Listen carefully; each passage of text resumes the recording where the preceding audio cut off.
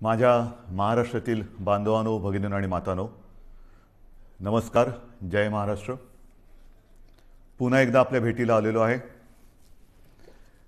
उद्या 1 मे म्हणजे आपला महाराष्ट्र दिन, त्याचबरोबरीने कामगार दिन. महाराष्ट्र दिन म्हटल्यानंतर संयुक्त महाराष्ट्राचा लढा हा आठवणं स्वाभाविक आहे. मुंबई महाराष्ट्राला आपण मिळवून घेतल्यानंतर 61 वर्षे उद्या पूर्ण होत आहेत. हा म्हणता हा काळ निघून गेला. पहिल्या प्रथम मी त्या सर्व वीरांना, ज्यांनी ज्यांनी बलिदान देऊन, रक्त सांडून, लढ्यामध्ये भाग घेऊन, हाल अपेष्टा सोसून, त्याग करून मुंबई महाराष्ट्राला मिळवून दिली, त्या सर्व वीरांना नम्रपणे अभिवादन करतोय. कामगार दिन आहे. कामगार दिनाच्या सुद्धा सर्व माझ्या कामगार बांधवांना आणि भगिनींना शुभेच्छा देतोय. महाराष्ट्र दिन आणि कामगार दिन दोन्ही एका दिवशी, आणि त्याचं महत्त्व म्हणजे संयुक्त महाराष्ट्राच्या त्या लढ्यामध्ये गिरणी कामगार उतरला होता, तमाम कामगार वर्ग उतरला होता, संपूर्ण मराठी माता भगिनी बांधव उतरले होते. त्यांनी जर का तो लढा दिला नसता तर मुंबई महाराष्ट्राला मिळाली नसती. आणि म्हणून शेतकरी आणि कामगार ह्या दोघांचंही अत्यंत मोलाचं योगदान आपल्या या महाराष्ट्र दिनाच्या निमित्ताने आठवून, त्यांचं स्मरण करून त्या सर्वांना मानाचा मुजरा करणं हे आपलं कर्तव्य आहे. गेल्याही वर्षीचा 1 मे म्हणजे आपल्या महाराष्ट्र राज्याला 60 वर्षे झाली. यावर्षी 61 वर्षे झाली. दोन्ही महाराष्ट्राचे आपले हे दिवस आपल्याला, गेल्या वर्षी तर लॉकडाऊनच होता आणि याही वर्षी तसा काही फारसा फरक नाही आहे. हे काय आपल्या मागे दुष्टचक्र लागले काय कळत नाही आहे. आज मला आठवतोय तो 2010चा, ज्यावेळेला संयुक्त महाराष्ट्राला 50 वर्षे झाली होती, तो सुवर्ण महोत्सवी महाराष्ट्र दिन. आपल्यापैकी अनेक जण आले असतील. बांद्रा कुर्ला कॉम्प्लेक्सला लाखो लोक जमली होती. स्वतः शिवसेना प्रमुख होते, आपले बाबासाहेब पुरंदरे होते, संपूर्ण मंगेशकर कुटुंबीय होतं, आणि लता दिदींनी ती पुन्हा एकदा आठवण जागवली होती. बहु असो तो सुंदर, जे गीत त्यांनी त्यावेळेला जवाहरलालजींच्या समोर गायलं होतं, त्यांनी त्या आठवणी पुन्हा जाग्या करून दिल्या. आणि तो सुवर्ण महोत्सव, तो सुवर्ण क्षण आज सुद्धा माझ्या डोळ्यासमोर आहे. ठीक आहे, हाही काळ जाईल आणि पुन्हा एकदा तो सुवर्ण दिन आपण त्याच सोन्याच्या झळाळीने साजरा करू शकू, नव्हे तो करूच, हा मला आत्मविश्वास आहे. साधारणतः आता आपण लॉकडाऊन सदृश्य निर्बंध घालून गेले काही दिवस, मी काही दिवस मोजत बसलेलो नाही आहे, पण झालेले आहेत. लॉकडाऊनसारखं तुम्ही बंधनं आम्हाला टाकली, मग नेमकं झालं काय, केलं काय? कालच आपल्या माननीय उच्च न्यायालयाने आपल्या ॲडव्होकेट जनरल साहेबांना विचारलेलं आहे की जी काही बंधनं आज लावलेली आहेत त्याहीपेक्षा अधिक कडक, म्हणजे जसं गेल्या वर्षी लावला होता तसा कडक लॉकडाऊन लावण्याची आवश्यकता आहे का, हे तुम्ही सरकारला विचारा. मी आपल्याला विचारतोय. मला विचाराल तर मला असं वाटतं याच्याहून काही कडक करण्याची आवश्यकता जरी वाटत असली तरी तशी वेळ येणार नाही, कारण तेवढ्या समजुतीने माझ्या महाराष्ट्रातील माता भगिनी आणि तमाम बांधव हे वागत आहेत, समजूतदारपणा दाखवत आहेत, हिंमत दाखवत आहेत, जिद्द दाखवत आहेत, संयम पाळत आहेत. आणि मग नेमक्या ह्या बंधनाचा आपल्याला काय उपयोग झाला? रुग्णसंख्या ओसरली का? ओसरली नाही.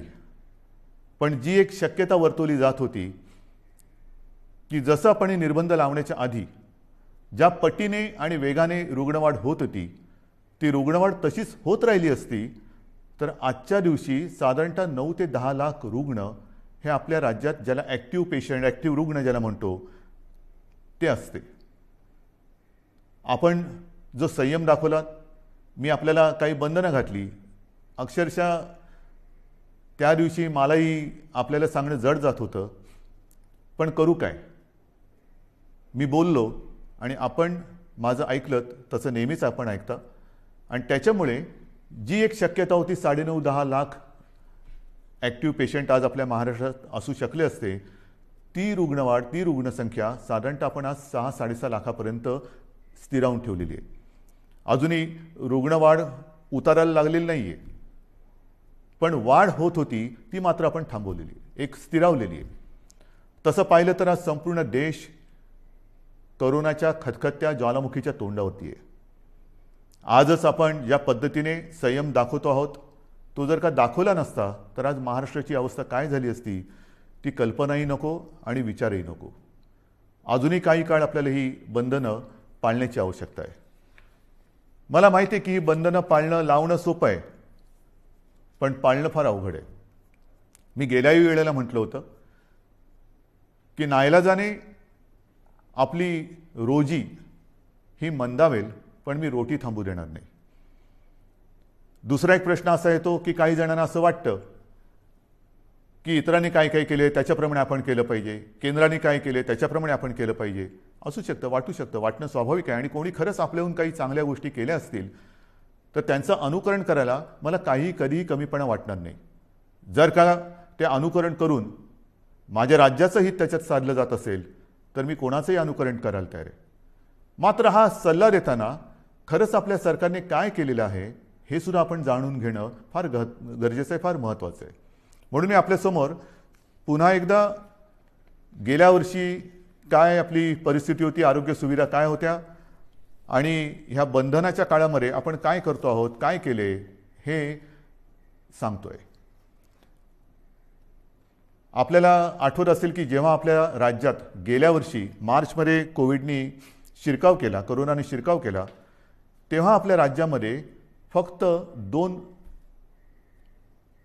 लॅब होत्या, चाचणी केंद्र होती, चाचणी करण्याच्या प्रयोगशाळा होत्या. एक आपल्या कस्तुरबामध्ये आणि दुसरी पुण्याला NIV मध्ये. मग आज काय, आजची परिस्थिती जर बघितली तर 29 एप्रिल 2021ला ज्या गेल्या वर्षी 2 प्रयोगशाळा होत्या त्या जवळपास आता 600च्या आसपास प्रयोगशाळा आपण वाढवलेल्या आहेत, राज्यभर केलेल्या आहेत. आणखीन वाढवतो आहोत, प्रयोगशाळा वाढवतो आहोत, चाचण्यांची क्षमता वाढवतो आहोत. चाचण्यासुद्धा आपल्याला कल्पना आहे की साधारणतः मी गेल्या वेळेला सांगितलेलं आहे की 80-85 हजार करत होतो, त्या जवळपास आता 2-2.5 लाखाच्या आसपास आणखीन वाढवतो आहोत, 3 लाखाच्या वरती आपण नेतो आहोत.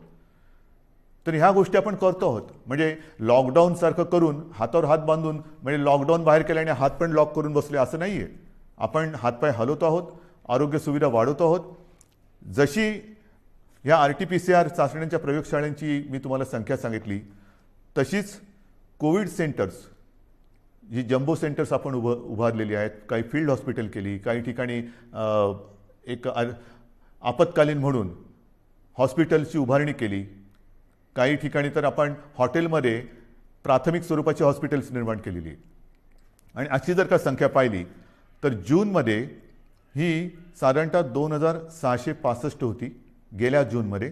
आता ही साधारणतः 5000 म्हणजे 5500च्या आसपास आपण केलेली आहे. 5500 कोविड केअर सेंटर्स हे आपण राज्यात उभारलेली आहेत. म्हणजे जवळपास दुप्पट. प्रयोगशाळा जर का बघितल्या, मगाशी सांगितल्या, त्या 2च्या 600 म्हणजे किमान 300 पट आपण वाढवलेले आहेत. जे आपण बेड्स म्हणतो, रुग्णशय्या, त्या जूनमध्ये किती होत्या गेल्या, त्या 3,36,000 होत्या आणि आता जवळपास 4,31,000 आहेत. आणखीन वाढवतो आपण. ऑक्सिजन, त्याच्यामध्ये ऑक्सिजनच्या किती होत्या, जूनमध्ये 42,800 साधारण होत्या, आता 86,000च्या आसपास ऑक्सिजनच्या खाटा आपण त्यांची सुविधा निर्माण केलेली आहे. ICU बेड्स किती होते, गेल्या जूनमध्ये साधारणतः 11,882 होते, आता 28,937 म्हणजे 2.5 पट वाढ केलेली आहे. व्हेंटिलेटर्स, काही जण म्हणतात की व्हेंटिलेटर्स केंद्राने एवढे दिले होते ना, आपण कुठे नाही म्हणत नाही, पण त्यातले दुरुस्त नादुरुस्त जरी पकडले तर गेल्या वर्षी जूनमध्ये 2020 जूनला साधारणतः 3,744 व्हेंटिलेटर्स आपल्याकडे होते. आता 29 एप्रिल म्हणजे कालच्या तारखेला साधारणतः 11,713 हे व्हेंटिलेटर्स आपल्या राज्यामध्ये आहेत. म्हणजे आपण ही एवढी वाढ करतो आहोत. प्रश्न काय येतो, मी मागेही आपल्याला सांगितलं की बेड्स आपण वाढवू शकतो, इतर काही गोष्टी वाढवू शकतो, पण डॉक्टर्स, नर्सेस आणि आता तर वेगळीच अडचण आली, ऑक्सिजन. ऑक्सिजन एवढ्या मोठ्या प्रमाणावरती लागायला लागलाय आणि लागतोय. काही वेळेला म्हणजे AC मध्ये बसलो तरी परिस्थिती ऐकून घाम फुटतो. ऑक्सिजन आत्ता नाही मिळाला तर काय होणार हा एक मोठा प्रश्न असतो. मी आपल्याला गेल्या वेळेला सांगितलं होतं की आपल्या राज्याची रोजची ऑक्सिजन निर्माण करण्याची क्षमता ही साधारणतः 1200 मेट्रिक टन आहे रोजची. आज आपण साधारणतः 1700च्या आसपास मेट्रिक टन हा रोजचा वापरतोय. केंद्राने आपल्याला 1200च्या वरचा साधारणतः 500च्या आसपास जो मेट्रिक टन लागतोय तो इतर राज्यातून आणण्याचा एक कोटा ठरवून दिलेला आहे की इतर राज्यातून तुम्ही हा ऑक्सिजन घेऊ शकता किंवा घ्या. आता त्यातली काही ऑक्सिजन जिथून आणण्याचे प्लांट आहेत ते जवळ आहेत, काही शेकडो किलोमीटरवर आहेत, काही हजारो किलोमीटरवरती आहेत, पण तरी देखील आपण बाहेरून आणणारे ऑक्सिजन, मिळणारा ऑक्सिजन आहे त्या ऑक्सिजनचेही पैसे देतो आणि ऑक्सिजनच्या वाहतुकीसाठी मग ते टँकर असतील, रेल्वे असतील, इतर कोणत्याही गोष्टी असतील त्याचे सुद्धा पैसे वेळेवर देऊन आपल्या राज्यामध्ये आपला प्रयत्न चाललेला आहे. ही फार मोठी विचित्र परिस्थिती आहे की वेळेवर ऑक्सिजन सर्वत्र पुरवणे हा आपला फार मोठा प्रयत्न चालू आहे आणि आपल्या सगळ्यांच्या सहकार्याने किंबहुना आपल्या सगळ्यांचे जे काही आशीर्वाद आहेत त्याच्यामुळे आपण ही परिस्थिती नाही म्हटलं तरी थोडी समतोल राखण्याचा, बॅलन्स करण्याचा प्रयत्न करतो आहे. मात्र रुग्णवाढ अधिक झाली तर मात्र मोठी अडचण निर्माण होण्याची शक्यता आहे. सुदैवाने रुग्णसंख्या ही स्थिरावलेली आहे. ऑक्सिजन आपण अगदी काठोकाठ किंवा कट टू कट ज्याला म्हणतो तशा पद्धतीने हा पुरवत आहोत. तशीच एक परिस्थिती ती म्हणजे अचानक आता रेमडेसिवीरची मागणी ही फार मोठ्या प्रमाणात वाढली. सगळ्यांना रेमडेसिवीर पाहिजे. रेमडेसिवीरच्या बाबतीमध्ये मागे कदाचित मी आपल्याला सांगितलं असेल नसेल, परंतु आपल्याला रोजची सरासरी 50,000 इंजेक्शनची आवश्यकता आहे. आपण आज किती मिळवत आहोत तर केंद्राने, कारण ह्याचं जे वितरण आहे तर ऑक्सिजनसारखं केंद्राने रेमडेसिवीर इंजेक्शनचं सुद्धा वितरण हे स्वतःच्या हातात घेतलेलं आहे. कोणत्या राज्याला किती, कारण परिस्थिती फारच वाईट आहे. प्रत्येक राज्याला ऑक्सिजन पाहिजे, इंजेक्शन्स पाहिजे, रेमडेसिवीर पाहिजे, व्हेंटिलेटर्स पाहिजेत. तर आपल्याला साधारणतः सुरुवातीला केंद्राने दर दिवशी 26,700-800च्या आसपास ही इंजेक्शन्स मिळतील अशी व्यवस्था केली होती. आपली मागणी 50,000ची आहे. मग त्याच्यानंतर मी माननीय पंतप्रधानांना विनंती केली आणि त्यांनी ती मान्य केली. त्याच्यानंतर 43,000 दर दिवशी अशी मागणी आपली मागणी मान्य झाली. मागणी म्हणजे आपल्याला 50,000 पाहिजे, पण 43,000ची सोय करण्यात आली. आज साधारणतः 35,000च्या आसपास ही रोजची इंजेक्शन्स आपल्याला मिळत आहेत. त्याचे सुद्धा आपण पैसे देऊन ही इंजेक्शन्स घेतो आहे.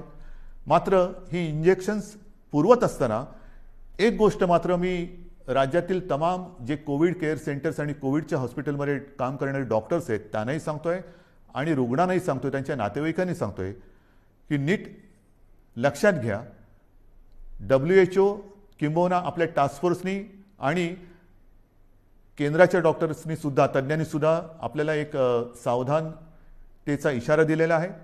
तो म्हणजे रेमडेसिवीरचा अनावश्यक अनाठायी वापर करू नका. गरज नसेल तर रेमडेसिवीर वापरू नका, कारण गरज नसताना दिलं आणि जरुरीपेक्षा जास्त दिलं तर औषधाचे दुष्परिणाम सुद्धा होण्याची शक्यता नाकारता येत नाही. आणि म्हणून मी सर्वांना सांगतोय की रेमडेसिवीर द्यायचं की नाही हा जो काही निर्णय आहे तो आपल्यावरती उपचार करणाऱ्या डॉक्टरांना घेऊ द्या. याचा अर्थ असा नाही की आपल्याकडे रेमडेसिवीरचा तुटवडा आहे, अजिबात नाही. तो तर आपण आणतो आहोत. जसजसा साठा आपल्याला पुरवठा वाढतोय तसतसं आपण ते वितरण करतोय. पण अनावश्यक रेमडेसिवीरचा वापर हा आपण करू नये अशी माझी सर्वांना एक नम्र विनंती आहे. या सगळ्या गोष्टी सांगत असताना ऑक्सिजन हा एक विषय आहेच. ऑक्सिजनबद्दल मी आपल्याला सांगितलं की ऑक्सिजन हा आपल्याला किती लागतो, किती मिळतोय. मग तुम्ही विचाराल की हे असं किती दिवस चालणार, आणखीन किती दिवस आपण बाहेरून ऑक्सिजन आणणार. मी कालच आपण वृत्तपत्रात वाचलं असेल की कालच मी आपल्या राज्यातील सर्व जिल्हाधिकारी आणि विभागीय आयुक्तांची बैठक घेतली आणि त्या बैठकीमध्ये मी त्यांना स्पष्ट सूचना दिलेल्या आहेत की गेल्या काही दिवसांमध्ये आपण संपूर्ण राज्यात, जिल्ह्यांमध्ये, तालुक्यामध्ये जी काही हॉस्पिटल्स आहेत त्या हॉस्पिटल्समध्ये ऑक्सिजन निर्माण करणारे किंबहुना ऑक्सिजन पुरवणाऱ्या प्लांटची व्यवस्था करा. त्याप्रमाणे आपण टेंडरसुद्धा काढलेली आहेत, खरेदी सुरू झालेली आहे. एक गोष्ट लक्षात घ्यायला पाहिजे की एखादी गोष्ट प्लांट उभा करायचा असेल तर तो प्लांट त्याच्या उभारणीसाठी नाही म्हटलं तरी 15-20 दिवस हे लागतात आणि तो कार्यान्वित करण्यासाठी एक साधारणतः 20-25 दिवस काळ हा लागू शकतो. म्हणजेच काय की काही ठिकाणी आपण काम सुरू केलेलं आहे, येत्या काही दिवसामध्ये हे सगळे प्लांट्स आपले सुरू होतील आणि त्याच्यानंतर मात्र मला खात्री आहे एकतर वेळ तशी येणार नाही, पण कोविडची जर का तिसरी लाट जरी आली तरी ऑक्सिजन आपल्याला कुठेही कमी पडू द्यायचा नाही. ही एक आपण तयारी केलेली आहे. त्याचं फळ हे त्यावेळेला नक्की मिळेल, पण ती वेळ येऊ नये ही माझी एक प्रार्थना आहे. आपल्याला सर्वांना माहिती आहे की याच्यामध्ये काय काय करावं लागतं. आता ताबडतोबीने काय करायचं, तर काही ठिकाणी आपण हाही एक प्रयत्न केलेला आहे आणि करतो आहोत की लिक्विड ऑक्सिजन हा त्याची ने-आण करता येऊ शकते, पण गॅस ऑक्सिजन त्याची ने-आण करता येणं हे शक्य नसतं. मग काय करायचं, तर जिथे जिथे हा गॅस ऑक्सिजन उपलब्ध आहे तो वाहून नेता येणं शक्य नसल्याने आपण त्याच्या बाजूला कोविड केअर सेंटर टाकतो आहोत. म्हणजे ऑक्सिजन जर का रुग्णापर्यंत नेऊ शकत नसू तर रुग्ण हे त्याच्या बाजूला आणतो आहोत आपण. हाही एक प्रयत्न करतोय आणि अशा प्रयत्नामध्ये आपण महाजनकोच्या खापरखेडा आहे, अकोला आणि परळी येथील केंद्रानजीक आपण मोठ्या प्रमाणावरती जम्बो कोविड सेंटर टाकतो आहे. अगदी नागोठण्याला करतोय रिलायन्सच्या प्रकल्पाच्या बाजूला. त्याच्यानंतर पेणमध्ये आपण JSW कंपनीच्या रुग्णालयात तिथे सुद्धा आपण हे जम्बो केअर सेंटर करतो आहोत. म्हणजे कोणताही प्रयत्न आपण सोडत नाही. लॉयड स्टीलच्या वर्धा परिसरामध्ये 1000 बेडची आपण सुविधा निर्माण करतो आहोत.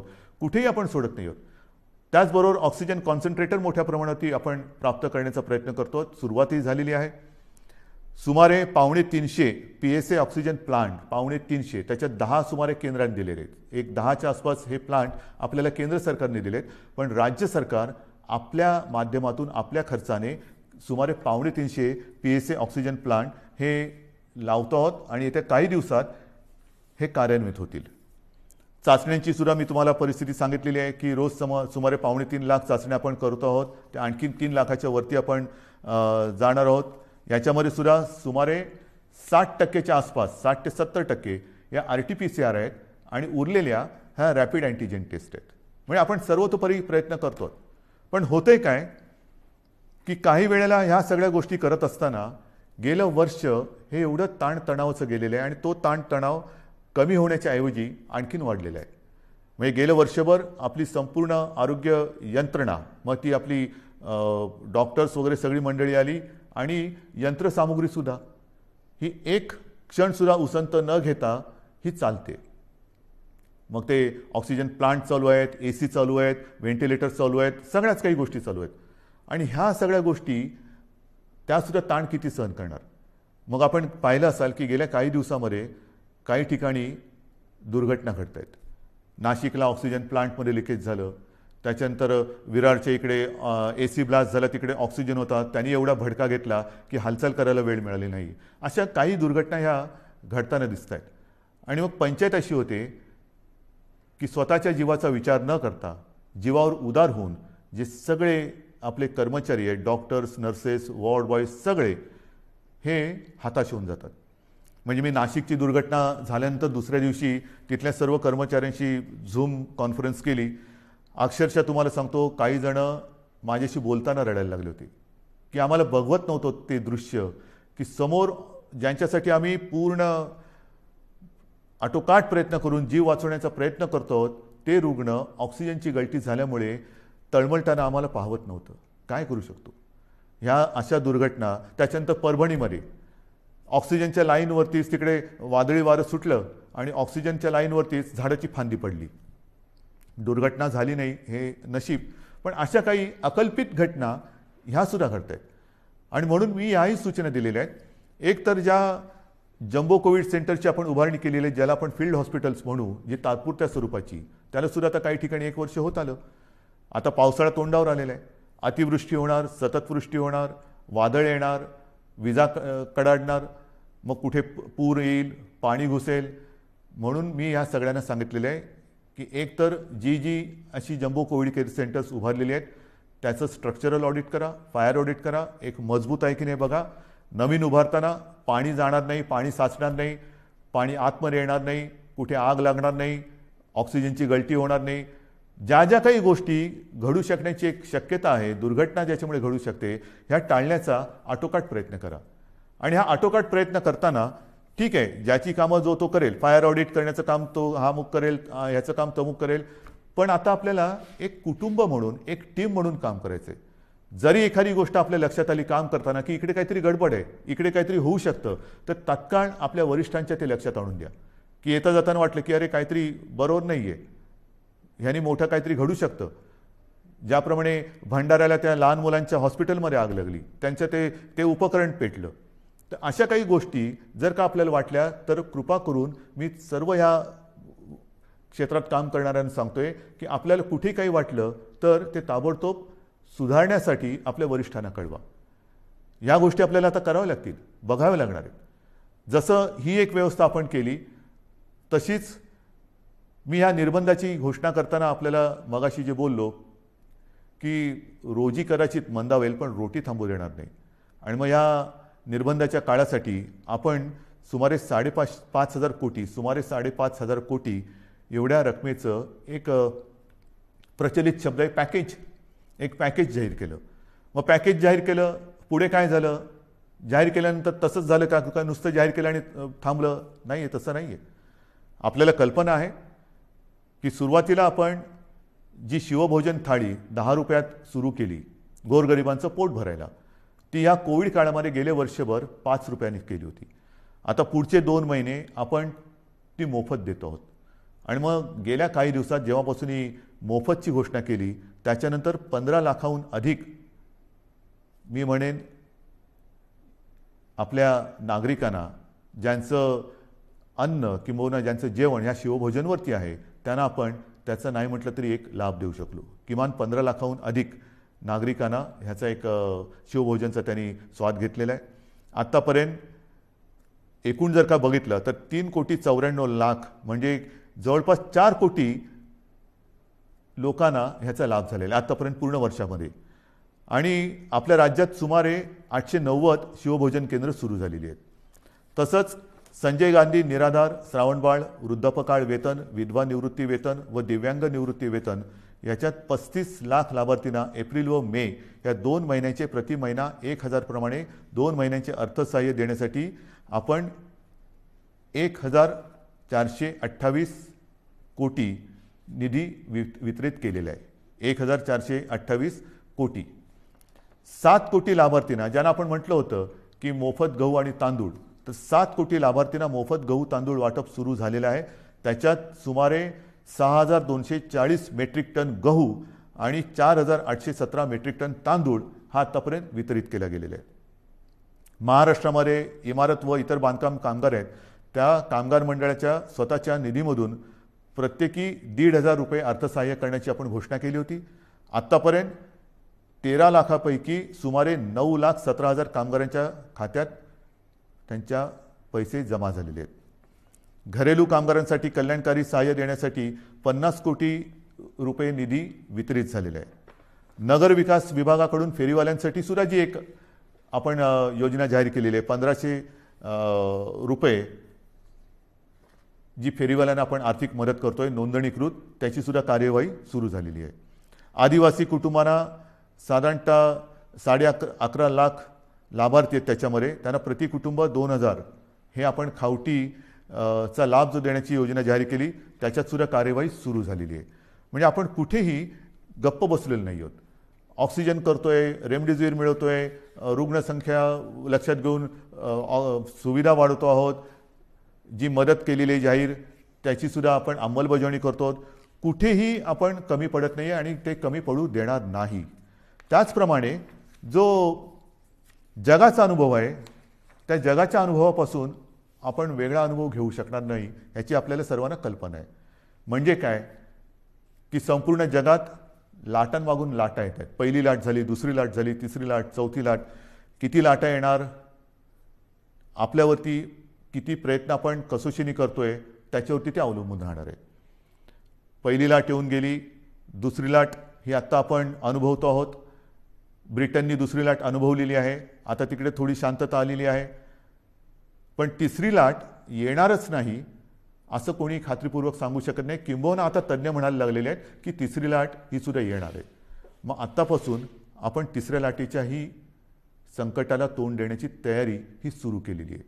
हे आता आपण ऑक्सिजन वगैरे जे काही वाढवत आहोत त्याला कदाचित आणखीन 8-15 दिवस लागतील, पण तिसरी लाट आली तरी देखील त्याचे एवढे घातक आणि गंभीर परिणाम महाराष्ट्रावरती होऊ द्यायचे नाहीत या निश्चयाने आपलं सरकार आता कंबर कसून मैदानात उतरलेलं आहे. तसं ते उतरलेलं होतंच, पण झालं काय की दुसरी लाट येण्याची अपेक्षा होती, साधारणतः ती येईल अशी एक अपेक्षा होती, पण एवढ्या मोठ्या प्रमाणावरती येईल अशी कोणाचीच अपेक्षा नव्हती. देशात कोणाचीच तशी तयारी नव्हती आणि ती आली. आता तिसरी लाट आल्यानंतर जर का पुन्हा थोडीफार निर्बंध लावण्याची आवश्यकता वाटली तरी देखील अर्थचक्र थांबता कामा नये. म्हणून आपल्याला कल्पना आहे, मी गेल्या महिन्यात एकदा दोनदा आपल्या राज्यातील प्रमुख उद्योजकांशी बोललेलो आहे. सर्व कामगार संघटनांच्या युनियन लीडर्सबरोबर बोललेलो आहे आणि त्यांना सुद्धा तिसऱ्या लाटेची तयारी करताना काय काय तयारी मला त्यांच्याकडनं अपेक्षित आहे किंवा त्यांनी काय करायला पाहिजे ह्याची मी त्यांना कल्पना दिलेली आहे. म्हणजे आपण सर्व थरावरती सर्व पातळीवरती प्रयत्न करतो आहोत आणि मला खात्री आहे की ही तिसरी लाट आपल्या सगळ्यांच्या सहकार्याने आपण थोपवल्याशिवाय राहणार नाही. आपल्यावरती सुरुवातीला काही जणांनी टीका केली की महाराष्ट्र काय करतोय, महाराष्ट्रामध्ये रुग्णसंख्या बघा कशी वाढते, लॉकडाऊन लावू नका, आम्ही आता सहन करणार नाही. पण आता जर का आपण तो लॉकडाऊन सारखी परिस्थिती, हे निर्बंध लावले नसते तर काय परिस्थिती झाली असती हे देशातलं इतर चित्र बघितलं तर लक्षात येतं. आपल्यानंतर आजूबाजूच्या राज्यांनी सुद्धा लॉकडाऊन लावलेले आहेत. थोडक्यामध्ये काय की हा व्हायरस आहे आणि हा व्हायरस त्याचं मार्गक्रमण हा त्याच्या पद्धतीने करतोय, ते काही आपल्या हातामध्ये नाहीये. आता हे सगळं सांगून झाल्यानंतर एक महत्त्वाचा मुद्दा आहे, तो म्हणजे लसीकरण. गेल्या साधारणतः जानेवारीपासून लसीकरणाला आपल्या देशात सुरुवात झाली. आज लसीकरणाची परिस्थिती काय आहे तर सुमारे 1,58,00,000 नागरिकांचे लसीकरण आपण पूर्ण केलेले आहे. म्हणजे कदाचित आपण देशामध्ये लसीकरणाच्या बाबत नंबर 1चं राज्य आहोत. चाचण्यांच्या बाबतीत सुद्धा कदाचित आपण नंबर 1चं राज्य असू. आरोग्य सुविधांच्या बाबतीत सुद्धा कदाचित आपण देशात नंबर 1चं राज्य असू. पण दुर्दैवाने त्याचबरोबरीने रुग्णवाढीमध्ये सुद्धा आपण फार पुढे आहोत. आणि मग ही परिस्थिती लक्षात घेतल्यानंतर आपण जे काय आता ठरवलेलं आहे, कारण आपल्या 2 विनंत्या माननीय पंतप्रधानांनी मान्य केल्या. एक म्हणजे सुरुवातीला मी विनंती केली होती की 45 वयापर्यंत, म्हणजे वयाच्या नंतर वरून सुरू केली ज्येष्ठ नागरिक म्हणून, तर आधी ज्येष्ठ नागरिक म्हणजे 60, 55, 50, तर मी म्हटलं तर 45 आणि अधिक, म्हणजे ही जी काय वयोमर्यादा आहे ती 45 पर्यंत तुम्ही खाली आणा. तशी त्यांनी ती आणली. त्याच्यानंतर मी विनंती केली होती की 25च्या वरील सर्वांना लस देण्याची आम्हाला अनुमती द्या.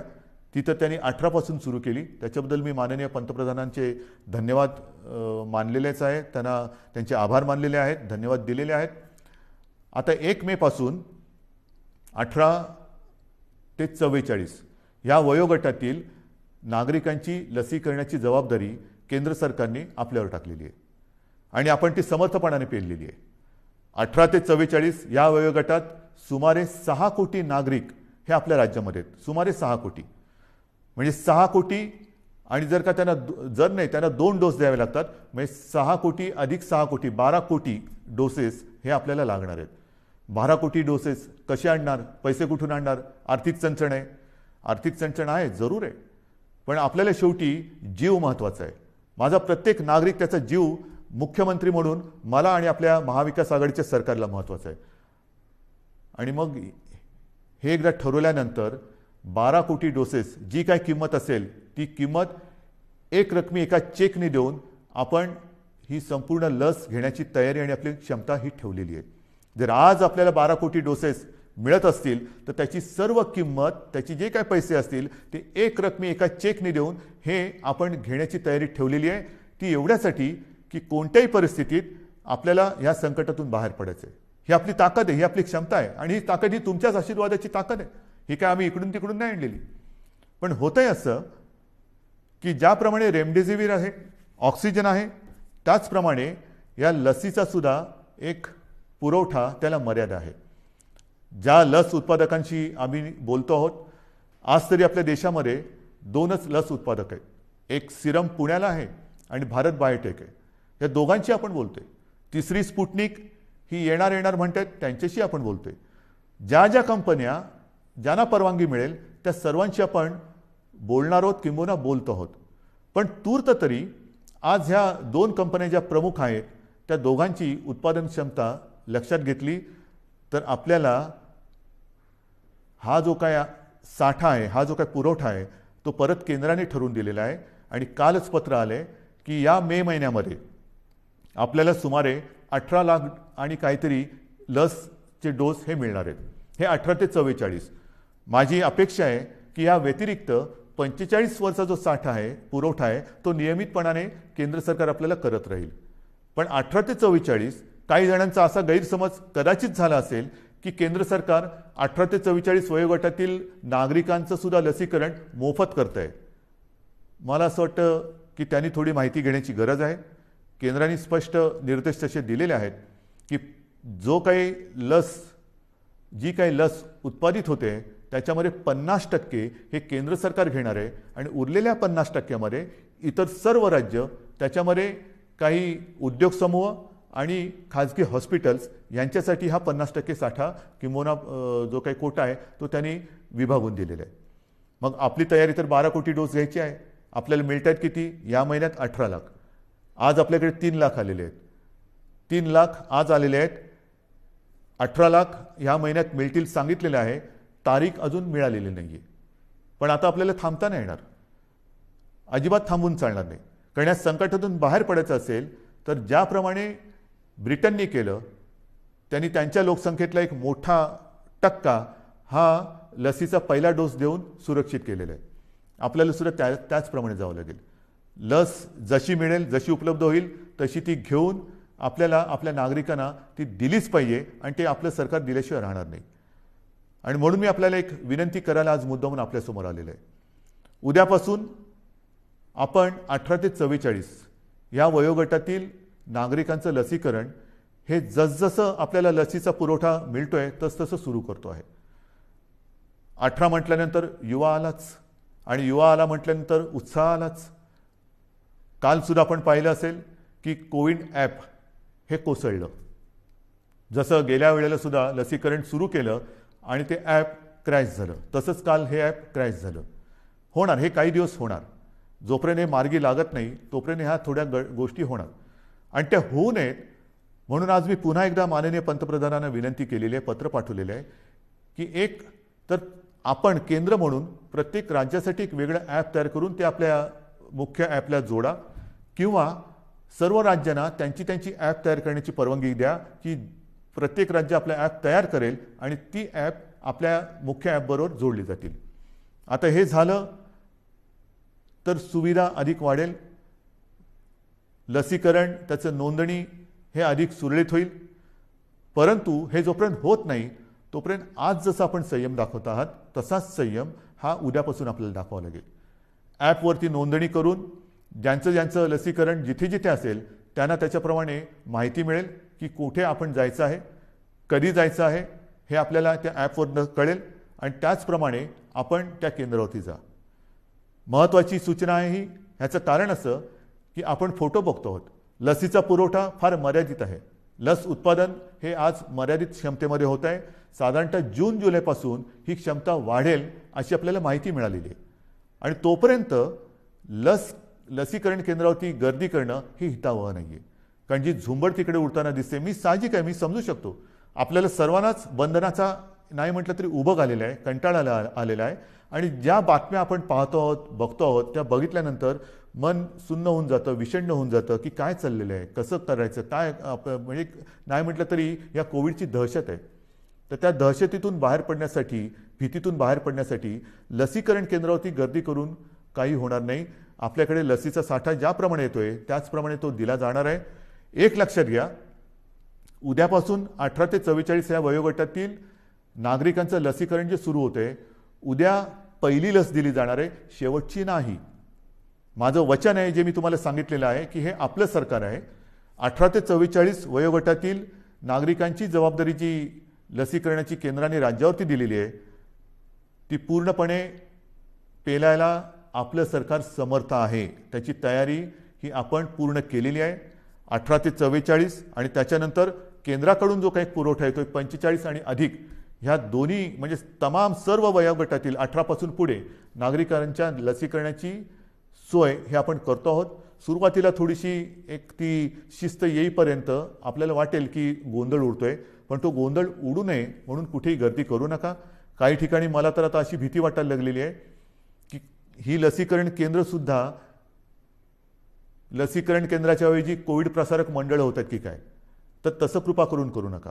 कारण आपण इतरांना सर्वांना शिस्त लावतोय की हे बाजारपेठामध्ये शिस्त पाहिजे, इकडे शिस्त पाहिजे, तिकडे शिस्त पाहिजे, आणि मग जिथे लसीकरण करतोय तिकडेच जर का शिस्त नसेल तर सगळं मुसळ केरामध्ये जाईल. म्हणून मी हात जोडून आपल्याला नम्र विनंती करतोय की उद्यापासून जसजशी आपल्याला ही लस उपलब्ध होत जाईल तसतशी आपण ही संख्या वाढवत जाणार आहोत. तूर्त आज आपल्याकडे 3 लाख लसी आलेल्या आहेत 18 ते 44 वयोगटातील नागरिकांसाठी. त्याचं वितरण हे साधारणतः रुग्णसंख्या आणि लोकसंख्येच्या प्रमाणात केलं गेलेलं आहे. 3 लाख लसी हे फार म्हटलं तर त्रुटकच आहे, कारण काल परवाकडेच आपण 5 लाख डोस एका दिवसात दिलेले आहेत. 5 लाख डोस एका दिवसात.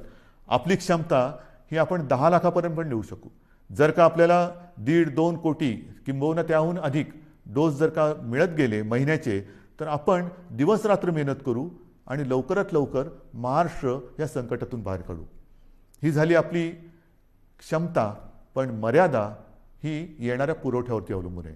आणि म्हणून मला असं वाटतं कुठेही गोंधळ गडबड करू नका, घाई करू नका. आपल्याला सर्वांना म्हणजे 18 पासून सर्व या सगळ्यांचं लसीकरण हे सरकार करणार आहे. पुन्हा एकदा सांगतो, कोणाचाही गैरसमज होण्याची आवश्यकता नाही. 18 ते 44 वयोगटातील सुमारे 6 कोटी नागरिकांच्या लसीकरणासाठी जे 12 कोटी डोस आपल्याला आवश्यक आहेत ते एक रकमी चेकने खरेदी करण्याची तयारी आपल्या सरकारची आहे. मी आपल्या माध्यमातून आपल्या साक्षीने आपल्याकरता केंद्राला पुन्हा एकदा विनंती करतो आहे की आमची तयारी पूर्ण आहे.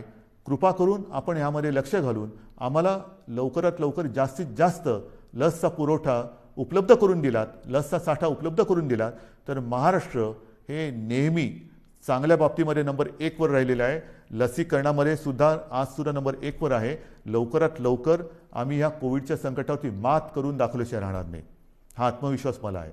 आणि म्हणून बांधवांनो, भगिनींनो आणि मातांनो, जे सहकार्य आजपर्यंत आपण मला केलं, ज्या माझ्या शब्दावरती आपण विश्वास ठेवला, मध्ये आपल्याला काही जणांनी भडकवण्याचा प्रयत्न केला, मला त्याच्याबद्दल काही म्हणायचं नाही आहे. कारण ह्या आपल्या संवादामध्ये मी कधीही कुठेही राजकारण आणणार नाही. राजकारण मी जाहीर सभेमध्ये जरूर करेन. जे कोणी गैरसमज पसरवत असतील त्यांच्यासाठी मी जाहीर सभा जरूर घेईन, पण जाहीर सभा घेण्याची आज वेळ नाही आहे. कुठेही सभा समारंभ हे आपल्याला करता कामा नये. जशा जाहीर सभा करता कामा नये, तशीच आणखीन एक गोष्ट की येत्या महिन्यामध्ये लग्न समारंभ त्याचे मुहूर्त खूप आहेत. बघा ना, पंचांग काढून बघा, तुमच्या मनात पण असेल की आता होणार कसं, तर त्याही बाबतीमध्ये आपल्याला नाईलाज म्हणून 25 जणांची मर्यादा टाकलेली आहे. आता काही जणांनी म्हटलं 2 तासात कसं होणार, आता करू काय. नाही तर काही जण मी हेही बघितलेले आहे की 25 जणांची मर्यादा आहे ना, दर 15 मिनिटाला 25. तसं नाही. म्हणून नाईलाज आहे आपला. थोडंसं ह्या परिस्थितीचं गांभीर्य सगळ्यांनीच लक्षात घेण्याची आवश्यकता आहे. तसं ते आपण घेतलेलं आहे. मग लग्न समारंभ असेल, धार्मिक, राजकीय, सामाजिक कोणतेही कार्यक्रम, त्याला आपण बंधनं घातलेली आहेत. इतर कार्यक्रमांतर आपण बंदीच घातलेली आहे. तर माझी पुन्हा एकदा विनंती आहे की लग्न समारंभसुद्धा आपण शिस्तीने थोडेसे पार पाडा. उत्साहाला थोडंसं आपल्याला बंधन घालावं लागेल, उत्साहाला मुरड घालावी लागेल. ती जर का घातली तर लवकरात लवकर आपण या संकटातून मोकळे होऊ. आणि म्हणून पुन्हा एकदा आजपर्यंत जे सहकार्य आपण मला केलं आणि जे आशीर्वाद आपण मला दिलेले आहेत, या सरकारला दिलेले आहेत, हे असेच कायम ठेवा. तुमच्यासाठी हे सरकार जे जे करता येणं शक्य असेल ते केल्याशिवाय राहणार नाही एवढंच एक वचन आपल्याला देतो. धन्यवाद. जय हिंद, जय महाराष्ट्र.